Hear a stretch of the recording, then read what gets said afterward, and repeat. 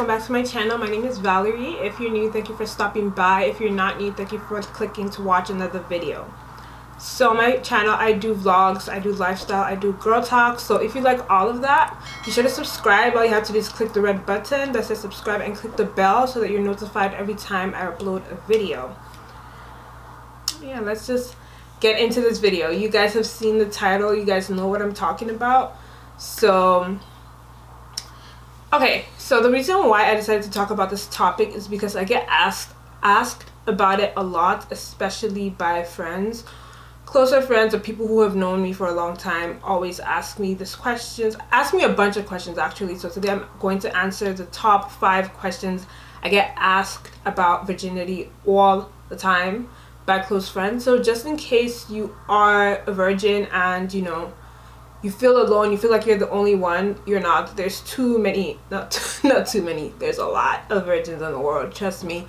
And that's a lie. Like, it's a lie from the devil when it's like only you is having sex. That's not true, because trust me, once you do it, like once you have premarital sex, you see all these other virgins coming out the woodworks like, we're keeping ourselves for marriage. And you're just like, bro, I was keeping myself looking for a squad, where were you? So don't give it up. Hold on, persevere, just wait till God sends the right person, to be honest. And even if you meet the right person, wait till the wedding day. Let me just quickly say this: keeping yourself is not till you find the right person, it's till you're married to the right person. Oh my gosh, like my phone is blowing up. It's not blowing up, I'm so extra, but my phone is blowing up. It's one notification. Let me just put it on do not disturb, but I need the phone. So, okay guys, I'm just gonna go in. I'm not going to rush this video because I feel like there might be a lot of people who want to know about stuff like this, so I'm not gonna rush the video. And I'm going to try and explain things in depth as much as I can, okay? So, the first question,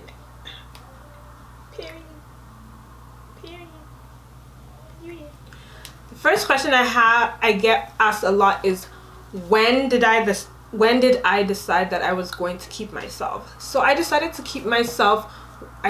was going to keep myself when I was 13 years old. I remember my 13-year birthday. I woke up, I said my prayer, and there were 2 things in my prayer that I asked God for. First thing I said, I want to be a virgin till I get married. And the second thing I said was that I didn't want to be a bad kid. Like, I didn't want to, because I had watched a lot of like American movies, and I had seen like, you know, how teenagers behaved and how much pain they caused their parents. So I was like, I don't want to be a bad kid. I don't want to cause my parents any type of pain. I want to be a good girl. Like, I want to be like, you know, the kid that's upright. So those were the 2 things I asked God for. And obviously you're asking those like in innocence, like, you know, you're innocent, your heart is really in it. And I believe that God honors, like, you know, God honors the things in our hearts. And I've learned that a lot this year too as well, but that's a different story. So yeah, that's when I decided. Why did I decide? My foundation for deciding is not the same foundation that I have now. Back then it was just because, you know, I felt like it was looked down on. Women who had sex premaritally, like, they were looked down on, you know, because I grew up in Nigeria, so people were always like, you have to give your husband, that's the gift you give your husband on your wedding day. That mentality will not sustain you. No. I'm laughing, but it's not funny. It's really not funny. That mentality will not sustain your journey, your keeping yourself. It will not sustain you. That idea of, I have to give my man, you will fling it out the window by the time you're 16. Out the window. So you have to have a different foundation for keeping yourself. You're not keeping yourself for your man. You're keeping yourself because you love God. That is the only reason, in my opinion. That's the only reason, in my opinion, that you should keep yourself. You're keeping yourself because you love God and you want to honor His word. You want to honor the things that you love Him, so you want to honor Him. So it's like, I don't remember who said it, but someone said that, they're very careful of when they sin because they see God as their best friend, and every time they sin, they see it as them breaking God's heart, and just imagining God just being like, hurt because he just sinned. And I've started applying that so that, I decrease how much I sin. So yeah, you keep yourself because you love God and because you want to honor Him, not because of any man. Because at the end of the day, that will frustrate you because it's very, very hard. You know how the Bible says it's easier for a camel to go through the eye of a needle than for rich people to enter the kingdom of heaven? I feel like that's how hard it is to find a man who's keeping himself. You will search. I have searched through all eternity. I'm laughing, but it's not. I'm laughing, but it's not funny. I feel like there are a lot more females keeping themselves than there are males.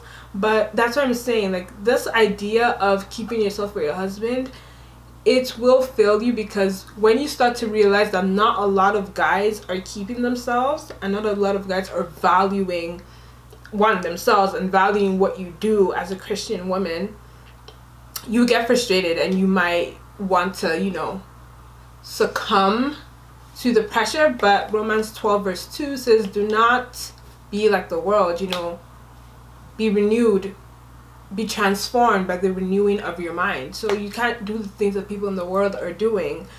But yeah, that's what I'm saying. Make sure your foundation is, I do this because I love God and I want to honor Him, not because I want to give my husband a gift. If you want to give him a gift, go and buy a Rolex.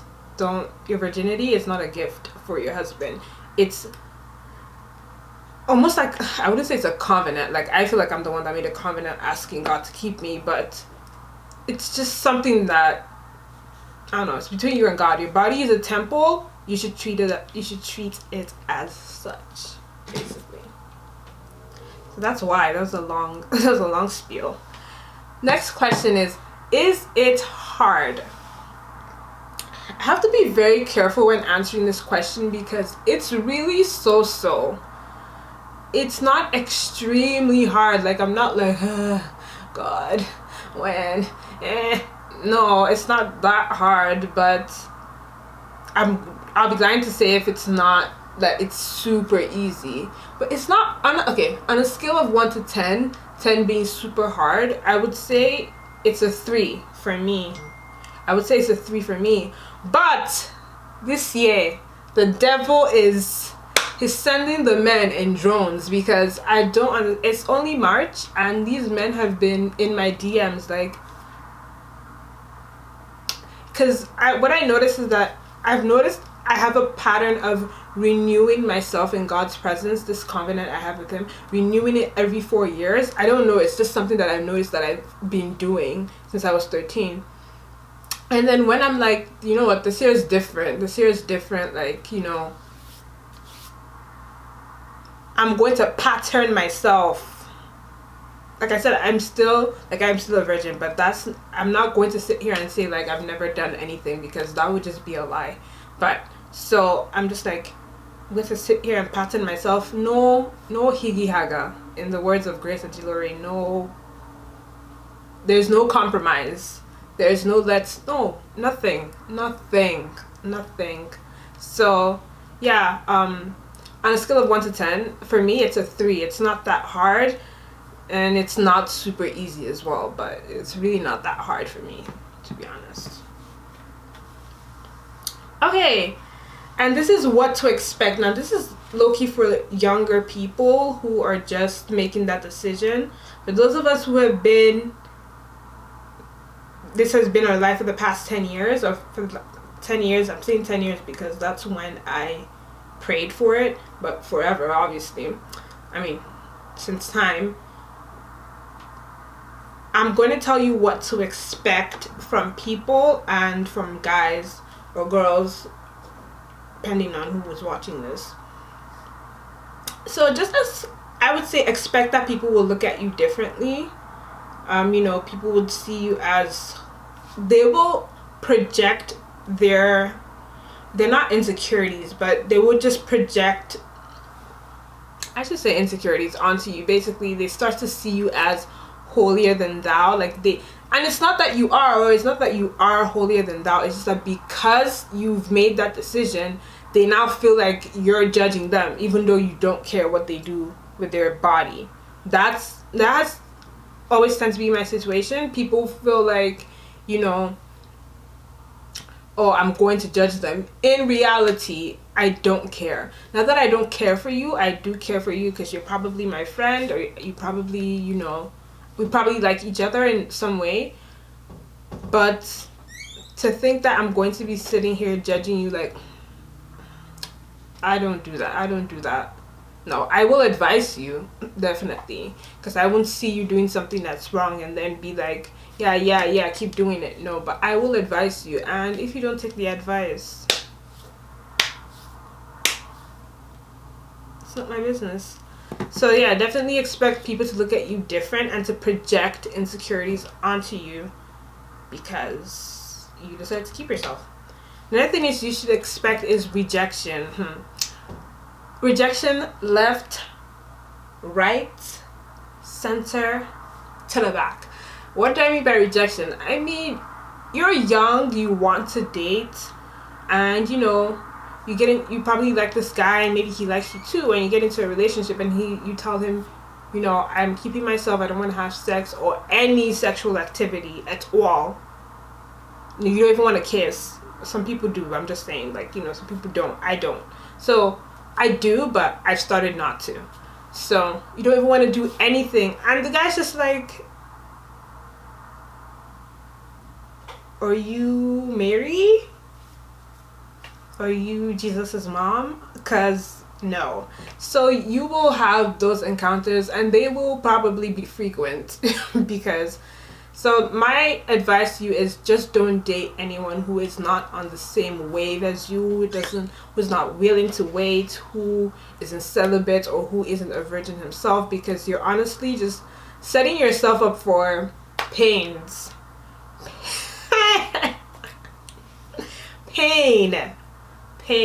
So most of the relationships I've been in, I didn't cry about them because I like the person. I cried about them because of the rejection. Like, you're rejecting me for honoring God. That was what pained me more than the person is stupid. So most of them are stupid. So it's not the guy that's paining me. It's the fact that, I think it's mostly the fact that, you're being taught in church that, virtuous women are praised and virtuous women this, godly women this, but when in reality, it seems, it's not true, but it seems that men don't value virtuous women. So that's what causes the pain. So that rejection of like, okay, but I thought the Bible said this, but in reality, men are treating me like this. So I would say basically that's what hurts when there are breakups like that, but it's not really the guys. There are too many men walking up and down in this world, to be honest. Another thing you should expect is manipulation from the person you're with. If you're dating someone who is not on the same wavelength as you, expect the person to manipulate. If I could write my last relationship in a book, it would be called manipulation. So expect people to manipulate you. I wouldn't say expect, be cautious of people trying to manipulate you. Know what they're saying, know their intentions behind it. Just be watching what people say, or what your partner is saying, or even your friends, because your friends can also manipulate you into doing what you don't want to do. So that's another thing. Be very, very careful of your friends, very careful. Make sure you have really good friends, and usually the best thing is to have friends that are also keeping themselves. When I started this whole journey, when I moved to Canada, there was 7 of me and my friends that were like, yeah, we're gonna wait till marriage. Now there's only 2. There's only 2 of us. So that's just the reality, you know. Not that those other five are manipulating us. No, that's not what I mean. I just mean like sometimes the walk can feel lonely. Like you can feel like it's only you, and you know sometimes you and that other friend just have to encourage each other and just be like, God is gonna come through. It's going to be over soon. But yeah, to be honest, that's yeah. And then name calling, yes. A lot of people will call you names. People will call you boring. People will call you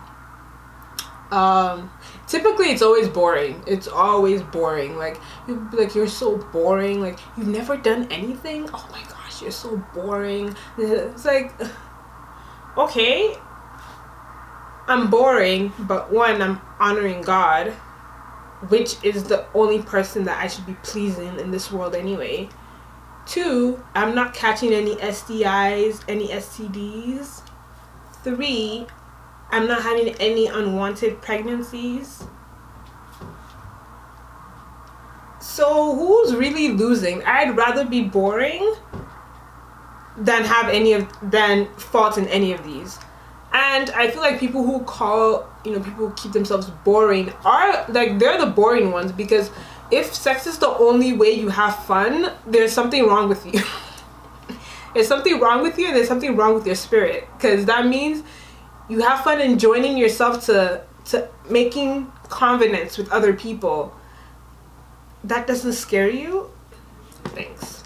But it's gonna sting though. Let me not act like people calling you boring is gonna hurt. So just don't. Just prepare yourself, but get better hobbies. At the end of the day, these people don't matter. They don't matter. As long as you're pleasing God, that's a question mark. Period. But yeah. And the last thing is, how do I know I'm making the right decision? People always ask me that. People always say, okay, but what if your future husband is out here sleeping with someone has actually asked me that question before. Like, what if your future husband is out here sleeping with all the women in the world? Like, you're going to forgive him? It's like, listen, at the end of the day, God is the one who changes the hearts of men and women. Like, you know, it's God that does a complete 180 with people's lives. But and as long as the person is in Christ, all things have passed away and all things have become new. It's hard. I don't want it at all. I don't want it. But it's not my portion in Jesus' name. But if that's the case, just understand that, you know, all things have passed away, all things have become new. Unfortunately, I'm giving you advice that I cannot take at this moment, because there is no way that my future husband is somewhere there sleeping with everyone on his street. God forbid. But how do you know you're making the right decision? To answer that question, if God says something, if God says to do something, then it's right. You just automatically trust and believe that God is all-knowing. He's always right. He's always truthful. So if I do everything that he asks me to do, then I know that I'm doing the right thing, because he's God and he's the one asking me to do it. He would never, ever lead me astray. So that's how I know I'm doing the right thing. And it always feels right. It's not one of those things that it feels wrong. No, it always feels right. And that's another thing. There is a reward for keeping yourself. People are trying to keep this they're trying to spew this thing that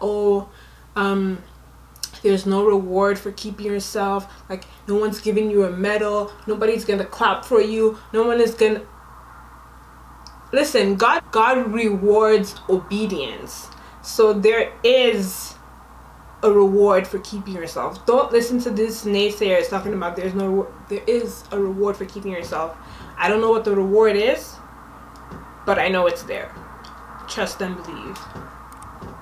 Period.